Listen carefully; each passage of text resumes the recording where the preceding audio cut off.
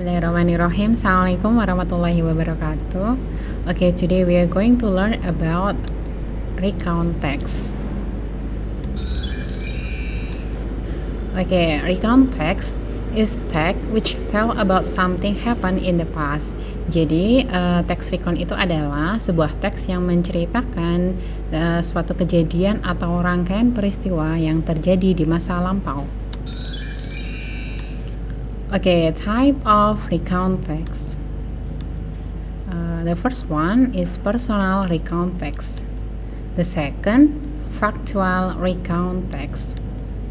The third, biographical recount text. And the last, imaginative recount text. Jadi kita bisa lihat di sini apa itu yang disebut dengan personal recount text. Jadi dalam biasanya personal recount text itu sebuah teks yang menceritakan pengalaman seseorang. Jadi pengalaman itu telah terjadi di masa lampau. Yang kedua itu factual text. Nah, untuk factual text itu adalah teks yang menceritakan rangkaian peristiwa yang terjadi di masa lampau. Sedangkan untuk biographical text recount itu adalah sebuah teks yang menceritakan tentang biografi seorang tokoh yang terjadi di masa lampau. Selanjutnya untuk imaginative recount text. Imaginative recount text adalah sebuah teks yang berisikan atau sebuah imajinasi atau gambaran yang terjadi di masa lampau. Oke, selanjutnya the generic structure. Okay, the first one is orientation. The second, events, and the last, reorientation. Okay, the purpose. Usually, the writer use these sentences to show the purpose. You can see the first one is, why is the text written? The text is written for what is the purpose? And the next, what is the social function? Now, all of these sentences show the purpose of the recount text. You can see the purpose. The first one is to share unique experience. Bisa diartikan tujuan dari recount text adalah untuk membagikan pengalaman yang unik. The second, to retell something unforgettable. Jadi untuk menceritakan kembali sesuatu yang tidak bisa dilupakan atau sesuatu yang berkesan. Okay, the third, to give information about an incident. Jadi untuk memberikan sebuah informasi mengenai suatu peristiwa atau kejadian yang terjadi di masa lampau. Okay, the last is to make the readers learn something. Jadi tujuannya adalah untuk membuat para pembaca itu mengambil sebuah pelajaran tentang sesuatu. Oke, language features atau dalam bahasa Indonesia disebut juga dengan tata bahasa. Oke, the first one is past tense. Seperti materi sebelumnya ya yang kita sudah mempelajari mengenai past tense.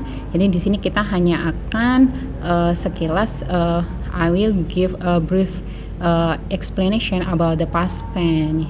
Okay, the example, I went to Lombok last week. You can see the participant or subject is I. And the verb, you can see when is a verb to. And the effort of time, jadi keterangan waktunya kita menggunakan last week. Jadi saya pergi ke Pulau Lombok minggu kemarin. Okay, the second sentence, we were very happy. Kita lihat di sini subjeknya we, diikuti oleh dengan to be. To be-nya dalam bentuk lampau. Kita bisa lihat ya, kalau subjek I, you, they, we, kita menggunakan to be di sini dalam bentuk lampau. Kalau to be, I, you, they, we dalam kalimat simple present kita menggunakan are. Tapi kalau dalam kalimat Simple past tense kita menggunakan were. Jadi Ayu Dewi pakainya were, dan selain itu yang she, he, it kita menggunakan to be, was. Jadi perlu diingat dalam to be past tense itu ada dua, was dan were. Perhatikan juga subjeknya disesuaikan dengan to be lampaunya. We were very happy. Nah, kita sangat bahagia.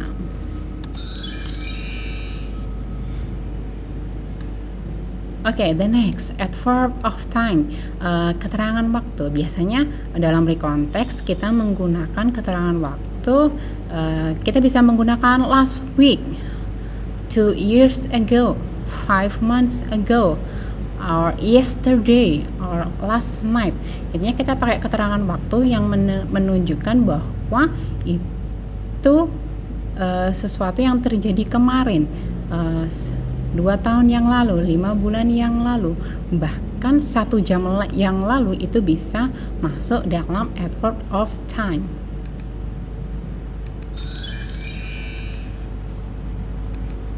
Oke, the next, action verb, menggunakan kata kerja. You can see seperti yang kita pelajari di materi sebelumnya, kata kerja dalam bentuk dalam teks recount itu kata kerja bentuk kedua. Oke, untuk aturannya kapan ditambahin ed dan kapan ditambahin d, kita harus mengikuti aturan kata kerja regular verb dan irregular verb. Nah, kata regular verb itu kata kerja yang akhirannya mendapat imbuhan d atau ed, dan untuk irregular verb maka dia akan mengalami transisi perubahan dari verb 1, verb 2 dan verb 3. Kita lihat di sini ya. Nah, kalau untuk verb di sini ini adalah kata kerja irregular. Nah, sementara played, work itu adalah kata kerja reguler. Oke, conjunction. Apa itu yang disebut conjunction? Conjunction adalah kata penghubung. Kita bisa lihat, as you can see, we can use after that, then, next, during, after, and many others. Okay, this is the example how to analyze the recontact. Okay, you can see this is a text with the title A Trip to the Zoo. Nah, kita lihat ya, di sini ada judulnya dan di sini ada sebuah teks. Oke, karena kita tadi belajar mengenai generic structure tentang text recon, maka di sini kita akan menganalisis berdasarkan generic structure dan language feature. Yang pertama, orientasi. Orientasi biasanya itu terletak di paragraf pertama, the first paragraph.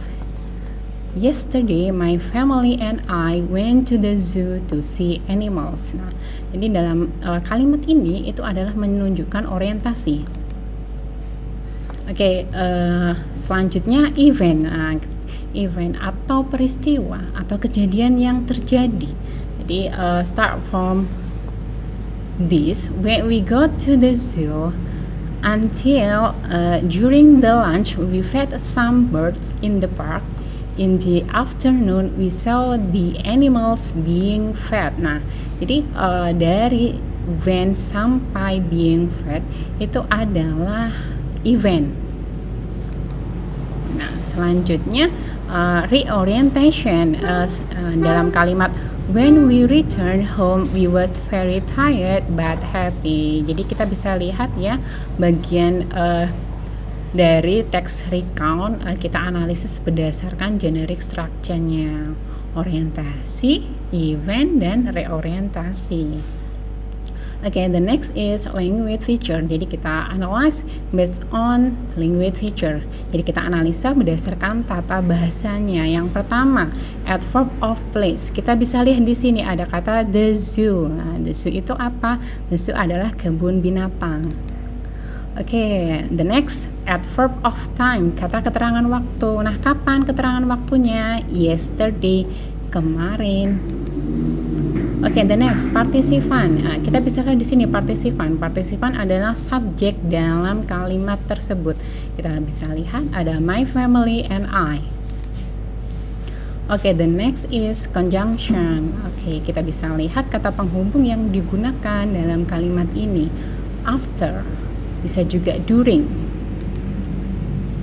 Oke, the next is past tense. Kita lihat kata kerja dalam teks ini kita menggunakan kata kerja bentuk kedua. When. Oke, the next is action verb, kata kerja aktif. Nah, kita lihat di sini, we saw the animals being fed. Nah, kita melihat. Nah, di sini adalah action verb. Oke, thank you. Assalamualaikum warahmatullahi wabarakatuh.